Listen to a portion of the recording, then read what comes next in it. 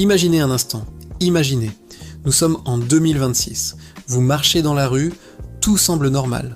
Soudain, votre bras bouge tout seul. Une pensée qui n'est pas la vôtre traverse votre esprit. Une vague de peur, puis de colère, vous submerge sans raison. Science-fiction ? Pas du tout. C'est la réalité qui nous attend, et elle est bien plus proche qu'on ne le pense. Des chercheurs ont déjà réussi l'impensable.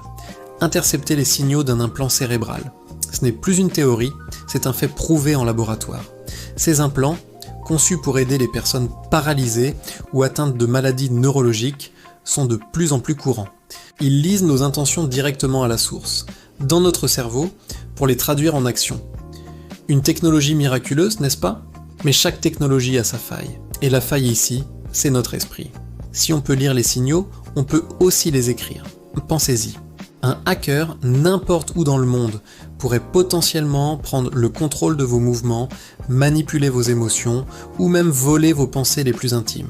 Vos mots de passe, vos secrets, vos souvenirs, tout deviendrait accessible. On ne parle pas de pirater un ordinateur ou un téléphone. On parle de pirater un être humain. C'est ce qu'on appelle le piratage neuronal ou neurohacking.